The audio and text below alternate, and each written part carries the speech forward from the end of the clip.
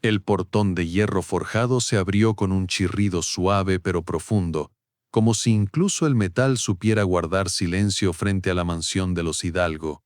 Eran las 6:30 de la mañana, y un manto de niebla cubría las colinas de San Miguel, opacando el sol tímido que intentaba colarse entre los árboles centenarios. Una mujer de unos 40 años, delgada, morena, con rostro curtido por los años y la vida dura, se detuvo frente al portón, su maleta desgastada en una mano y una carpeta de papeles en la otra.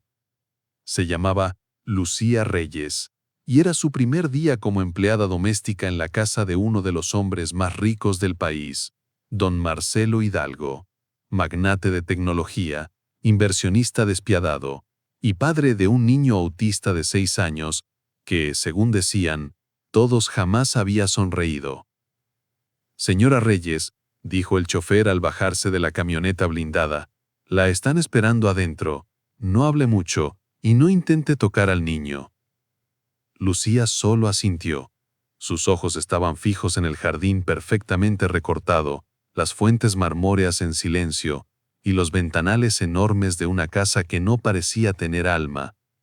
Pero entonces, desde el segundo piso, detrás de una cortina semitransparente, unos ojos la observaban. Ojos oscuros, fijos, vacíos. Era Iván Hidalgo, y esa mirada iba a cambiarle la vida a Lucía para siempre. La mansión del silencio. Cuando entró, el mármol crujió bajo sus zapatos baratos. 2 sirvientas más jóvenes pasaron de largo sin saludarla. El mayordomo, un hombre enjuto de rostro pálido, le entregó una hoja con sus tareas sin siquiera mirarla. «No haga preguntas, no entre al ala este, y si el niño está en un cuarto, usted sale». «Entendido», respondió Lucía, aunque su voz tembló apenas. El día transcurrió como un reloj suizo, mi limpieza milimétrica, cocina sin errores, órdenes cortantes. Pero algo estaba mal.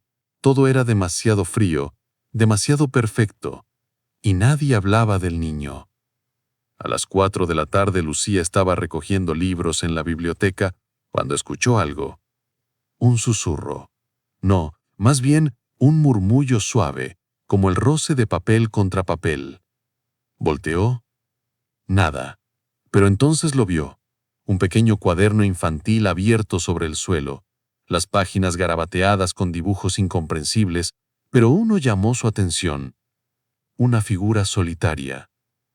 De pie, frente a una ventana, con una lágrima azul. Lucía lo entendió de inmediato. Ese niño no necesitaba silencio, necesitaba que alguien lo escuchara.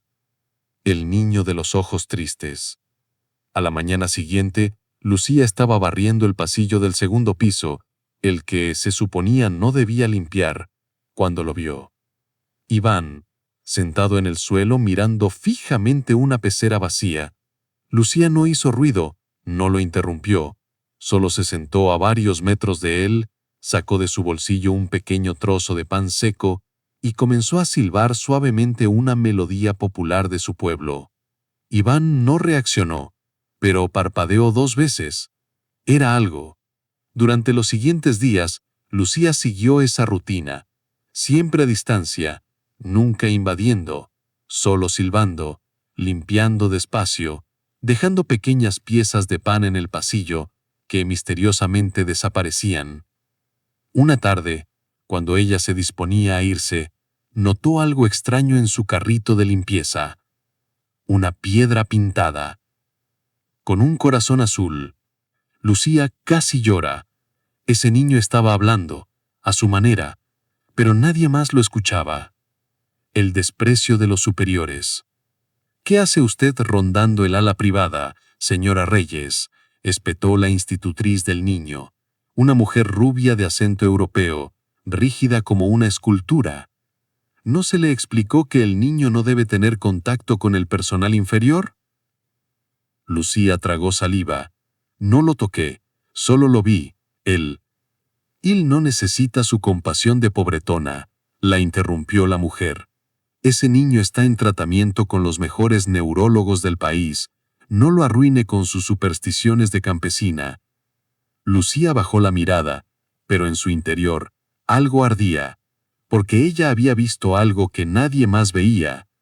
Iván estaba luchando, desde adentro, y no necesitaba doctores con batas blancas ni terapias con iPads, necesitaba conexión, humanidad. Un gesto inesperado. 5 días después, ocurrió lo imposible. Lucía estaba limpiando las escaleras cuando Iván apareció, bajando los escalones uno a uno. Sostenía algo en la mano. Una flor de papel. Ella se congeló. Iván extendió el brazo, sin mirarla directamente, pero luego, muy lentamente, levantó los ojos hacia ella. Lucía tomó la flor, y en ese momento, él esbozó una sonrisa, no amplia, no ruidosa, pero innegable. El niño que no había sonreído en 3 años, acababa de sonreírle a una mujer pobre con un trapeador. Reacción en cadena. El mayordomo lo vio desde la puerta del comedor y dejó caer la bandeja. La institutriz se descompuso del susto, y cuando don Marcelo recibió la llamada de emergencia de su personal, dejó una junta millonaria para volver en helicóptero. ¿Quién fue? Bramó. ¿Qué pasó? ¿Quién lo tocó? Todos negaron. Menos Iván, con un hilo de voz casi inaudible. El niño levantó la cabeza y dijo su primera palabra en mucho tiempo. Lucía. Y el mundo de los Hidalgo comenzó a tambalearse. El silencio en la mansión Hidalgo era absoluto, no por tranquilidad, sino por miedo. Después de que Iván pronunció aquel nombre, Lucía, todo el personal fue convocado de inmediato. Se cerraron las puertas, las cámaras de seguridad fueron revisadas, las agendas alteradas, porque por primera vez en 3 años, el heredero de uno de los imperios más grandes del país había hablado y sonreído. Y la única conexión aparente era una mujer sin apellido importante, sin títulos universitarios, sin más armas que su intuición, su paciencia y su alma humilde. La tormenta en el despacho. ¿Qué hacía esa mujer cerca de mi hijo? Rugió Marcelo Hidalgo, arrojando sobre el escritorio una carpeta con el historial de Lucía. Ni un solo papel clínico, ni una credencial para estar cerca de él. El doctor privado de la familia, un neurólogo frío y metódico, intentó calmarlo. Marcelo, lo importante es que hubo una respuesta. Podría ser una coincidencia, pero no deberíamos descartarlo sin más. ¿Coincidencia? Es que la flor de papel que Iván le dio a esa mujer tenía el mismo símbolo que dibuja en sus terapias. ¿Quién se lo enseñó? Marcelo estaba descompleto, no por furia solamente, sino por dolor encapsulado durante años. Ver a su hijo sumido en un mundo cerrado, incapaz de reír, de hablar, de mirar a los ojos, era una herida que ni el dinero más sucio ni la fama más gloriosa podía sanar. Y ahora, esa herida se había abierto, pero no con medicina, sino con humanidad. Lucía interrogada. La sentaron frente a 3 personas, la institutriz, el doctor y el mayordomo, cada uno más incómodo que el otro. Lucía mantenía las manos sobre las rodillas, la espalda recta y la mirada firme, aunque por dentro temblaba como hoja al viento. ¿Qué le dijo al niño?, preguntó el doctor, sin rodeos. Nada, respondió Lucía con honestidad. Solo silbé y lo dejé estar. No lo toqué, no invadí. ¿Qué clase de técnica es esa?, intervino la institutriz con tono burlón. Es la canción que mi madre me cantaba cuando me enfermaba. En mi pueblo, decimos que la música calma el alma cuando las palabras no alcanzan. Hubo un silencio pesado. El mayordomo la miró con ojos que mezclaban escepticismo y algo de respeto. El niño sonrió y la nombró. Eso no es poca cosa. Lucía se atrevió a hablar con suavidad. Quizás no es que Iván no pueda, es que no quiere hacerlo con quienes no lo entienden. Un trato inesperado. Marcelo Hidalgo no era un hombre dado a segundas oportunidades, pero sabía reconocer resultados. Esa misma noche, pidió verla por privado. Lucía entró en el despacho sin saber si saldría con una carta de despido o con algo más. Mire, señora Reyes, no confío en usted, pero confío menos en aquellos que me han hecho perder 3 años de tiempo y millones de pesos sin lograr una maldita sonrisa de mi hijo. Lucía no dijo nada. Lo escuchó con respeto. Le propongo un trato. No será la niñera, ni la terapeuta. Solo será usted. Hará lo mismo que viene haciendo, pero esta vez quiero que observe, que lo escuche, que lo siga desde lejos. Y si vuelve a sonreír, le pagaré lo que gana un terapeuta en 3 meses. Lucía asintió, pero no por el dinero. Ella sentía que Iván la había elegido. Los primeros lazos. Día tras día, Lucía siguió su rutina. No hablaba de más, no preguntaba, solo estaba presente. Y eso fue suficiente. Iván, al principio, solo la miraba desde los marcos de las puertas. Luego se sentaba a 2 metros. Después, a 1. Hasta que una mañana apareció en la cocina mientras ella hacía tortillas a mano.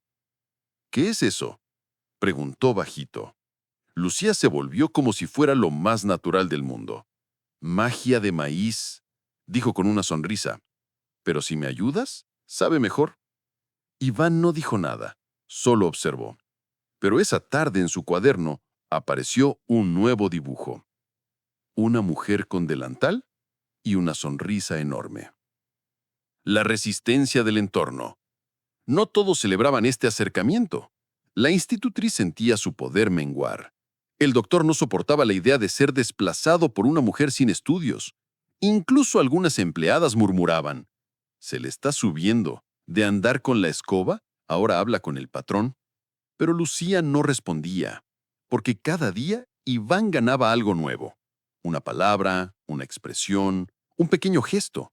Una tarde incluso tomó su mano por unos segundos.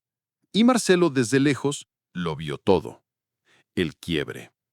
Una noche de tormenta, la luz se fue en toda la mansión. Las alarmas se dispararon. Todos corrían. Pero Iván desapareció. El caos fue total. Marcelo gritaba órdenes, la institutriz lloraba, el personal corría por los pasillos.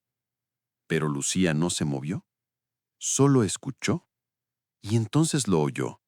Un murmullo suave en el sótano. Bajó sin linterna, a oscuras. Iván estaba sentado en el suelo, abrazado a sí mismo, repitiendo: «No hay luz, no hay luz, no hay luz». Lucía se arrodilló junto a él. «Aquí estoy. No soy luz, pero puedo cantar». Y comenzó a silbar. Iván se calmó, cerró los ojos y apoyó la cabeza sobre su hombro. El cambio en Marcelo. A la mañana siguiente, cuando volvió la electricidad, Marcelo pidió verla a Lucía. Pero esta vez no era el magnate arrogante. Era un padre, humano. «Mi hijo jamás dejó que alguien lo tocara, ni a mí. Y anoche se durmió en su hombro.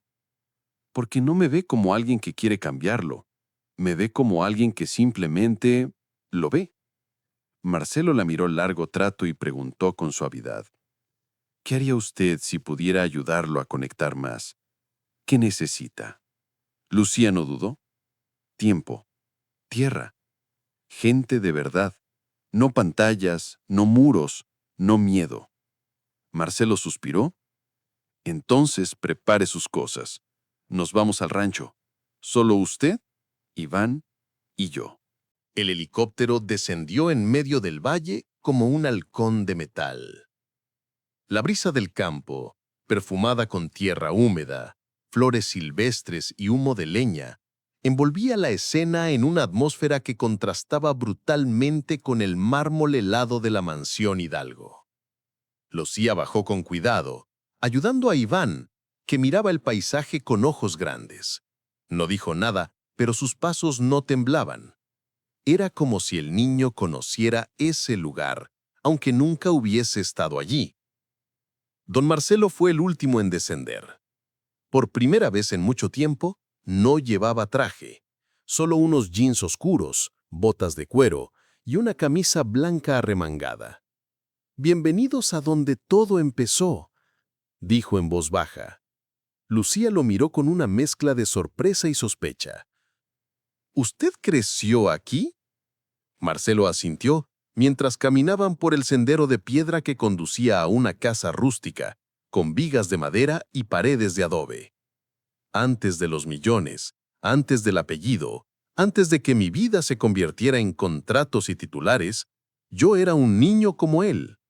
Primeros días en libertad». Los primeros 2 días fueron mágicos.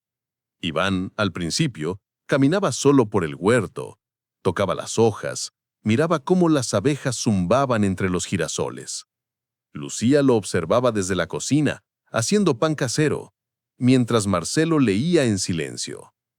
Pero poco a poco, el niño empezó a explorar más allá. Jugó con la manguera, corrió detrás de gallinas, y una tarde se metió de lleno en un charco de barro. Lucía corrió a detenerlo, pero Marcelo la detuvo con una risa que nadie le había escuchado antes. «Déjalo, es la primera vez que lo veo mancharse la ropa». Iván levantó la vista. Tenía el rostro cubierto de barro, pero sonreía, abiertamente. Un cuaderno olvidado. Mientras limpiaba el cuarto de Iván, Lucía encontró un cuaderno de dibujo bajo la almohada, pero este no era como los demás. No había garabatos ni líneas sin sentido. Eran retratos, detallados, intensos. Uno mostraba a Lucía cocinando, otro a Marcelo dormido en una hamaca, pero había uno que congeló su respiración. Una mujer de cabello largo, trenzado, con un lunar en la mejilla, sonreía, con un vestido de flores azules. Lucía salió al jardín, cuaderno en mano. «Iván, ¿quién es ella?». El niño se puso serio, bajó la cabeza. «Mamá». Marcelo, que estaba a unos metros, se giró al oír la palabra y dejó caer la taza que tenía en la mano. La herida invisible. Esa noche, cuando Iván ya dormía, Marcelo y Lucía hablaron frente al fuego. Él nunca la mencionó», dijo Marcelo con voz quebrada. «Ni una vez desde el accidente». Lucía no quiso presionar, pero sus ojos pedían verdad. Marcelo miró las llamas, como si el pasado estuviera allí, bailando entre las brasas. «Mi esposa murió en un choque hace 3 años. Íbamos los 3 en el coche. Iván sobrevivió, pero desde ese día cerró la puerta de su alma, y yo también». «¿Y usted?». «¿Yo qué?». «¿Sobrevivió?», preguntó Lucía suavemente. Marcelo tardó en responder. «No lo sé. Dejé de sentir. Me escondí en el trabajo. Contraté a los mejores. Construí muros y olvidé cómo ser padre». Lucía asintió. «Iván no está roto, don Marcelo. Solo estaba esperando que usted regresara». El regreso de la música. Al día siguiente, Lucía llevó un viejo acordeón que había encontrado en el desván, se sentó bajo el árbol de mango más grande del rancho y empezó a tocar una melodía sencilla, de pueblo. Iván se acercó curioso. Se sentó a su lado. No dijo nada. Pero cuando Marcelo apareció, algo increíble ocurrió. Iván se puso de pie. Le extendió la mano a su padre. «¡Baila!». Marcelo se quedó paralizado. «¿Qué dijiste?». «Baila, papá». Y el hombre que había cerrado su corazón por años tomó la mano de su hijo y bailaron. Torpemente, con lágrimas en los ojos, pero bailaron. Lucía desde el suelo no tocó más. No quiso romper el momento, porque en ese instante el alma del niño abrazó al alma del padre. Una sombra en la puerta. Pero no todo era alegría. Esa misma noche, cuando Lucía fue a guardar las sábanas al armario, encontró una carta antigua, sellada con cera roja. No tenía destinatario, solo un nombre en el reverso, Anaís. Lucía la llevó consigo, pero cuando fue a preguntar por Anaís al cuidador del rancho, el viejo se puso pálido. «Señorita, ese nombre no se menciona aquí desde hace muchos años». «¿Por qué?». El hombre miró hacia la casa. «Porque Anaís fue la mujer que don Marcelo amó antes de su esposa, y desapareció sin dejar rastro. Lucía se estremeció. ¿Y qué tiene que ver con este lugar? El anciano suspiró. Todo. Este rancho era de su familia, pero un día lo cedieron a los Hidalgo, justo después de su desaparición. Algo no encaja. Esa noche, Lucía no pudo dormir. Marcelo, tan amable, tan humano en el rancho, ¿podía haber ocultado algo? ¿Y por qué Iván dibujaba a su madre como si la conociera desde antes, como si la hubiera visto mucho antes del accidente? Había una historia oculta, y el niño podía ser la clave. La brisa del amanecer recorría los campos como un susurro ancestral. Iván dormía plácidamente en la habitación que daba al este, donde los rayos del sol apenas comenzaban a filtrar por las cortinas de lino. Lucía se había levantado temprano, no por trabajo, sino por inquietud. La carta con el nombre Anaís quemaba dentro de su delantal como una brasa oculta. ¿Por qué estaba allí, intacta, como si esperara ser abierta en el momento justo? ¿Y por qué ese nombre provocaba tanto silencio? Caminó hasta el roble más antiguo del rancho. Allí, sentada en la raíz nudosa del árbol, decidió romper el sello. Las primeras palabras la dejaron sin aliento. Si estás leyendo esto, quizás la verdad ya ha empezado a salir del lugar donde la enterramos. La voz del pasado. La carta era una confesión, escrita con letra femenina, elegante pero temblorosa. Hablaba de un amor prohibido, de promesas rotas, de una herencia arrebatada y de un niño que no debía saber quién era su madre realmente. Lucía volvió a leer un párrafo en particular. Cuando me obligaron a marcharme, no lo hice por miedo. Lo hice porque me lo exigieron. Dijeron que el apellido Hidalgo no podía mezclarse con sangre de sirvienta. Pero lo que nadie supo fue que me fui embarazada. Lucía sintió cómo el aire le faltaba. ¿Iván? Volvió corriendo a la casa. Entró al cuarto del niño. Lo miró dormir. Tomó una de sus libretas. Y allí estaba. Una mujer con trenza, vestido azul y una lágrima negra. Marcelo confrontado. Aquella noche Lucía esperó a que Iván durmiera para hablar con Marcelo. Lo encontró en el granero arreglando una valla con un martillo oxidado. Le temblaban las manos. ¿Por qué nunca me dijo que Anaís fue algo más que un amor del pasado? Marcelo la miró, con la expresión de un hombre al que acababan de acorralar con un cuchillo invisible. ¿Dónde escuchó ese nombre? Lucía levantó la carta. La encontré, y quiero la verdad. Él bajó el martillo. Respiró hondo. Anaís fue la primera mujer que amé. Mi madre la despreció por ser hija de los cuidadores del rancho. Cuando se enteró que estábamos juntos, hizo todo lo posible por separarnos. Y lo logró. ¿Ella estaba embarazada? Marcelo no respondió, pero sus ojos lo dijeron todo. Lucía sintió cómo el mundo se desmoronaba. Entonces, Iván es... Sí, es mi hijo, pero no mi esposa. La otra madre. Durante años Marcelo había ocultado esa verdad. Tras la muerte de su esposa en el accidente, no tuvo el valor de confesarle al mundo que el niño no era hijo legítimo del matrimonio. Legalmente sí, pero en la sangre, en el alma, era el eco de un amor prohibido. Una vergüenza para la familia, un secreto que solo su madre, la abuela de Iván, conocía y que lo chantajeó para mantener oculto. Por eso lo internó en esas terapias sin sentido, susurró Lucía. No para curarlo, sino para silenciarlo. Marcelo asintió, derrotado. Creí que era lo mejor, pero ahora no sé nada. Lucía levantó la cabeza. Iván sabe, aunque no tenga palabras para explicarlo. Su alma recuerda. La abuela regresa. 2 días después llegó un coche negro desde la ciudad. De él bajó una mujer de unos 70 años, impecable, de rostro afilado y mirada fría. Doña Beatriz Hidalgo. Entró sin saludar. Su bastón golpeaba el suelo como un reloj de juicio. ¿Dónde está el niño? Marcelo se interpuso. Él está bien. No tiene por qué verlo usted. Beatriz lo miró con desprecio. Te volviste débil. ¿Dejas que una sirvienta de pueblo cría a tu bastardo?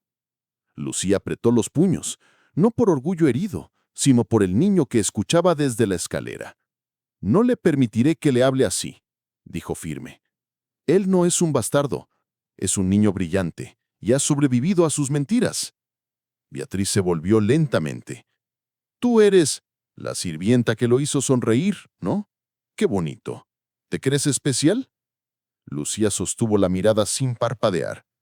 No soy especial. Solo lo escuché. Beatriz alzó el mentón. Si sigues interfiriendo, te aseguro que desaparecerás más rápido que su verdadera madre. Un silencio gélido cayó en la sala. Marcelo cerró los ojos. Era la primera vez que alguien confirmaba, en voz alta, que Anaís no se fue voluntariamente. Iván reaccionó. Esa noche Iván tuvo una crisis. Escuchó la discusión. Se encerró en su cuarto. Gritó. Lloró. Golpeó los muebles. Lucía entró sin pedir permiso. Lo abrazó con fuerza. Está bien, mi niño. Estoy aquí. No estás solo. Iván la miró. ¿Y ella, la del vestido azul, ya no va a volver? Lucía tragó saliva. Ella está en ti, en cada dibujo, en cada flor de papel, en cada silencio que convertiste en amor. El niño cerró los ojos y murmuró. Te extraño, mamá. Decisión final. Marcelo se sentó en la cocina, en la misma silla donde su padre desayunaba antes de las cosechas. Miró sus manos. Pensó en su hijo, en Anaís, en Lucía, en el daño que el poder había causado. Lucía, dijo cuando ella se acercó, voy a contar la verdad. Al país, a la prensa, a todos. ¿Estás seguro? No quiero que mi hijo crezca con una mentira más. Lucía le tocó el hombro. Entonces, esta vez, sí sobrevivirá. La mañana siguiente fue densa. El cielo estaba cubierto de nubes grises y un viento extraño recorría los campos como si el rancho entero presintiera que algo estaba por desenterrarse. Iván desayunaba en silencio, jugando con una hoja de menta entre los dedos. Marcelo hojeaba viejos papeles en el despacho. Lucía, sin embargo, tenía un solo objetivo: buscar el origen de la carta de Anaís. Había algo que no encajaba: el tono de la carta, la manera en que estaba escondida, el testimonio del viejo cuidador y, sobre todo, las amenazas veladas de doña Beatriz. Lucía no podía dejar pasar lo que escuchó la noche anterior. Desaparecerás más rápido que su verdadera madre. Ese desaparecerás no sonaba a metáfora. La caja bajo la losa. Volvió al granero. Recordaba que en la carta se hablaba de la raíz del pasado enterrado, y el único sitio con una raíz literal era el viejo roble, donde había leído la carta por primera vez. Se acercó con una pala prestada. Después de varios minutos cavando en la base del árbol, el hierro de la pala chocó contra algo duro. Un baúl de madera, cubierto de óxido y humedad. Lucía lo sacó con esfuerzo. Lo abrió y dentro encontró decenas de cartas más, todas escritas por Anaís, nunca enviadas, todas con fechas posteriores al supuesto día de su desaparición. ¡Dios mío! Y entre las cartas, una foto. Una mujer joven, con trenza, abrazando a un bebé. Iván. La historia prohibida. Esa noche, Lucía y Marcelo se sentaron en el mismo despacho, donde décadas atrás se firmaban contratos millonarios. Pero esta vez, solo había una caja de madera, una taza de café y un temblor en el corazón de ambos. Marcelo tomó la primera carta, la leyó en voz baja. Marcelo, me dijeron que te habías marchado, que no querías verme. Pero yo sé que es mentira. Sé que fue tu madre. Ella vino esa noche. Me gritó. Me dijo que si no renunciaba a ti, perderías todo. Y entonces, me encerraron. Marcelo se llevó una mano al rostro. Mi madre me dijo que Anaí se había fugado con otro, que me traicionó. Nunca imaginé esto. Lucía lo miraba sin decir palabra. Sabía que aquel hombre se estaba rompiendo por dentro. Sacó la foto. Marcelo la tomó. La miró por largos segundos y cayó de rodillas. Es él. Tenía la misma mirada, la misma trenza enredada en su brazo. Marcelo. Anaís no murió por accidente. La aislaron, la callaron, la desaparecieron. Y lo más terrible es que su madre lo sabía todo. La amenaza se confirma. Al día siguiente, doña Beatriz no estaba en la casa. Marcelo la mandó llamar, pero el chofer confirmó que había salido de madrugada rumbo a la ciudad. Lucía sintió un escalofrío. Va a protegerse antes de que lo hagamos nosotros. Marcelo asintió. Tengo que hablar. Esta misma semana. Pero entonces Iván apareció corriendo por el pasillo. Llevaba algo en la mano. «Papá, papá, mira». Era un dibujo nuevo. Una mujer mayor, de rostro severo, sosteniendo una tijera gigante, y al fondo una mujer de cabello trenzado cayendo al suelo. Lucía se arrodilló. «Iván, ¿soñaste esto?» El niño negó con la cabeza. «Lo vi. En la ventana. Ayer en la noche». Marcelo se quedó helado. «¿Dónde?» Iván señaló hacia el jardín. «Donde esté enterrado el roble». El grito del pasado. Esa noche, Luciano pudo dormir. Caminaba de un lado a otro, repasando cada carta, cada palabra, cada imagen de Iván. Y entonces lo entendió. Iván no solo recordaba, sentía, percibía. Era como si Anaís le hablara desde algún lugar que no entendemos con la mente, sino con el alma. Fue al cuarto del niño y le cantó en voz baja la melodía que siempre lo calmaba. Iván cerró los ojos, pero antes de dormirse, murmuró: «La señora va a irse muy lejos. Dice que nadie puede saber la verdad». Lucía tragó saliva. «¿Qué más escuchaste?» «Que tú estorbas». Una decisión peligrosa. Marcelo tomó una decisión radical. «Lucía, quiero que te vayas del rancho. Por unos días. Lleva a Iván contigo. Al pueblo, a casa de tu hermana». «¿Qué dice?» «Mi madre está huyendo, pero no sin antes intentar hacer algo. Lo sé, la conozco. No puedo arriesgarme a perderte a ti, ni a él». Lucía no quería irse, pero entendía. «¿Y tú?» «Yo voy a hacer lo que debía hacer hace años. Contar la verdad, con nombre y apellido». Lucía lo abrazó. «Hágalo por Anaís, pero, sobre todo, por el hijo que por fin volvió a sonreír». Una última carta. Antes de partir, Iván corrió hacia el roble. Desenterró algo con sus propias manos. Era una última hoja, envuelta en una tela azul. En ella, solo una frase escrita a mano. «La verdad florece donde el miedo se seca». Lucía la guardó cerca de su corazón. Y mientras subía al autobús, con Iván dormido en su regazo, el cielo comenzó a despejarse, como si el alma de Anaís comenzara, poco a poco, a descansar. La televisión nacional cortó su programación habitual para transmitir una rueda de prensa inesperada desde Ciudad Capital. El salón era sobrio, con fondo blanco y el logotipo de Hidalgo Tech en una esquina. Pero el rostro frente al micrófono no mostraba poder, ni arrogancia, ni frialdad. Era Marcelo Hidalgo. Vestía de negro, sin corbata, ojeras profundas, barba de días, pero su voz era firme. «Hoy no vengo como empresario, ni como filántropo. Vengo como padre, y como hijo de una mujer a la que obligaron a callar». Un murmullo recorrió la sala de prensa. Los periodistas encendieron grabadoras. Los canales internacionales empezaron a replicar la señal. Marcelo respiró hondo y rompió el silencio de décadas. La confesión.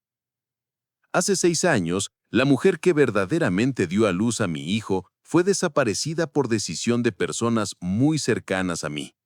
Su nombre era Anaís Morales. La conocí en mi juventud, en el rancho donde crecí. Nos amamos. Pero nuestro amor fue considerado una amenaza para la imagen de mi familia. Su voz se quebró un instante. Mi madre, Doña Beatriz Hidalgo fue quien ordenó su aislamiento, su silenciamiento, su destrucción. Una exclamación colectiva se escuchó. Durante años oculté la verdad. Me dejé manipular. Pero ya no, porque mi hijo, ese niño al que llamaron enfermo, mudo, extraño, solo necesitaba la verdad para empezar a hablar. Y entonces sacó algo del bolsillo. Una flor de papel. Esto fue lo primero que Iván le regaló a la mujer que le devolvió a la voz. Lucía Reyes, una trabajadora doméstica. Una mujer sin títulos, pero con más humanidad que todo mi círculo social junto. Yo fallé, pero ya no más. He iniciado una investigación judicial. He donado todas mis acciones al nombre de mi hijo, y estoy dispuesto a renunciar a todo, menos a mi derecho de ser su padre de verdad. ¿La reacción del país? Las redes sociales estallaron. Hashtag Justicia para Anaís. Hashtag Iván no está roto.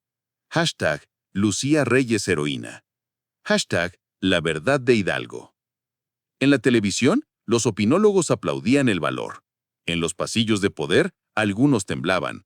Pero en una mansión antigua en San Ángel, una mujer observaba la pantalla con una mezcla de furia y desprecio. Doña Beatriz. Muy bien, Marcelo. Ahora que abriste la puerta, prepárate para todo lo que vendrá.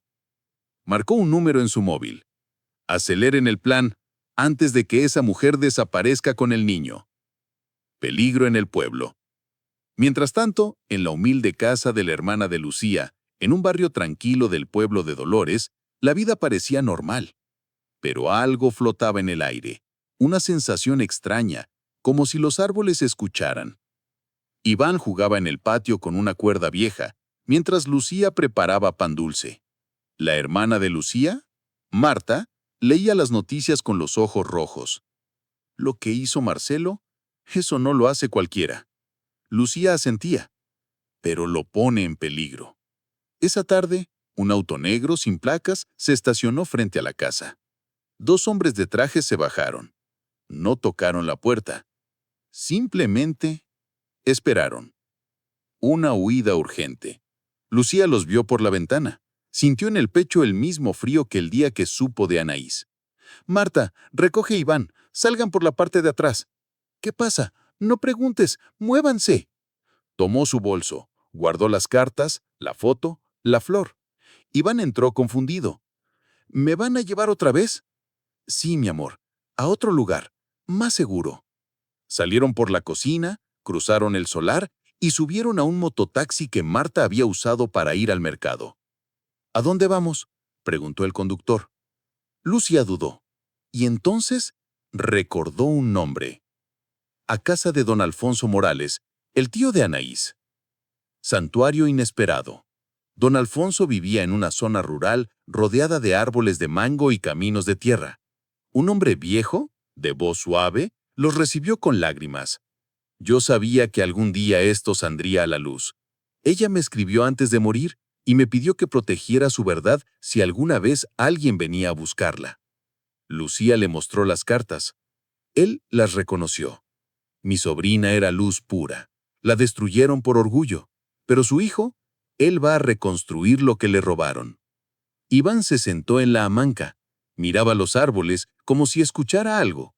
«Mamá estuvo aquí», dijo de pronto. Lucía lo miró.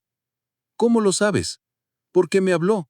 Me dijo que este era el único lugar donde se sintió libre». Un plan para volver. Marcelo llamó. «¿Están bien?» «Nos vigilan. Tienen hombres aquí». «Voy por ustedes». «No, sería riesgoso». «Entonces, vamos a hacer algo mejor», dijo Marcelo con firmeza. «Vamos a hablar todos, juntos, en vivo». «¿Estás seguro?» «Es la única manera de que no se atrevan a tocarnos». Lucía miró a Iván. Él asintió, como si entendiera todo. «Entonces, prepárate, Marcelo, porque esta vez no hablaremos por dolor, hablaremos por justicia». La cámara enfocó lentamente el plató. Todo estaba en silencio. Millones de espectadores en México y Latinoamérica esperaban la transmisión. Había expectativa, morbo, rabia. Esperanza. Y entonces, la presentadora anunció con solemnidad. Hoy, en exclusiva, tenemos a Lucía Reyes, la mujer que devolvió la sonrisa al hijo autista del magnate Marcelo Hidalgo y al propio niño, Iván. La cámara se abrió. Lucía estaba sentada con el rostro sereno pero tenso. A su lado, Iván, con un suéter azul claro, miraba las luces con curiosidad, sin miedo. No estaba en crisis. No estaba retraído. Estaba presente. El testimonio que paralizó al país.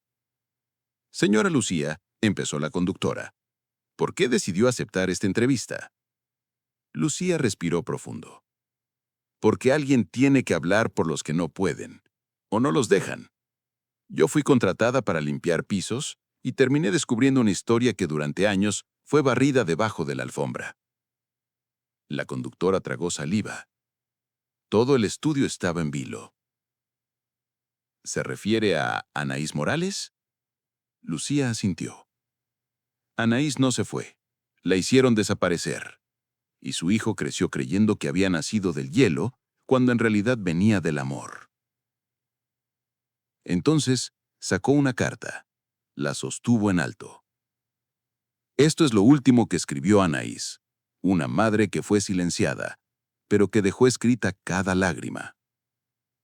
Iván entonces puso su mano sobre la de Lucía y dijo fuerte, ella cantaba como tú. El país entero contuvo el aliento. El ataque desde las sombras. Pero mientras el pueblo se conmovía, una sala llena de abogados y ejecutivos en Ciudad de México entraba en acción. Beatriz Hidalgo había convocado una reunión urgente. «Nos están destruyendo en vivo», gruñó. «Activen la orden judicial. Quiero que arresten a esa mujer por secuestro y manipulación de menor». «Pero, señora, el niño está bajo tutela legal del padre. Entonces ataquen al padre, demanden por inestabilidad mental, difamen, ensucen». Uno de los abogados la miró con temor. «Eso podría volverse en nuestra contra». «Ya se volvió», gritó. «O actuamos hoy o lo perdemos todo». La marcha de la verdad. Esa misma tarde, sin planearlo, miles de personas salieron a las calles. Carteles con frases como «Anaís vive en Iván». «Lucía no está sola». «Los poderosos ya no nos callan». La presión mediática fue tan fuerte que los fiscales abrieron un expediente de urgencia.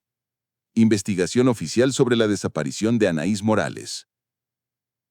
Marcelo, desde un balcón, lo observaba todo con los ojos llenos de lágrimas. Esto no es justicia aún, pero es un comienzo. El último recurso de Beatriz. Esa noche, en un hotel de lujo, Beatriz recibió a un hombre con rostro frío y mirada afilada. ¿Puedes hacerlo? Sí, pero tiene un precio. No me importa. Necesito que Lucía desaparezca y el niño que no hable más. Entendido. Pero cuando el hombre se dio vuelta para marcharse, Iván apareció en la televisión del salón del hotel. Estaban transmitiendo su dibujo más reciente. Un retrato infantil de Anaís y al fondo una figura sombría con un bastón cayendo al suelo. Beatriz palideció. ¿Qué es esto? Y por primera vez tembló. Un niño que ya no teme. En casa de don Alfonso, Iván pintaba tranquilo. Lucía cocinaba. El mundo afuera ardía. Pero por dentro, algo había cambiado. Iván ya no susurraba. Cantaba bajito. Le mostró a Lucía su dibujo. ¿Sabes qué es esto? Dímelo tú, mi amor. Un abrazo con mamá. Aquí. Y señaló su pecho. Adentro. Lucía lo besó en la frente. Ella nunca se fue, ¿verdad? Iván negó con la cabeza. Solo se escondió, esperando que yo pudiera recordarla. El llamado final. Marcelo llamó por videollamada. Lucía, mañana habrá una audiencia pública. Por fin van a abrir el caso como homicidio. Quiero que estén allí. Lucía miró a Iván. ¿Quieres ir? El niño sonrió. Sí, quiero verla volar. ¿A quién? A la señora del bastón. Mamá dice que el viento se la va a llevar. El cielo sobre Ciudad Capital estaba despejado, como si el universo supiera que ese día la verdad iba a hablar por fin.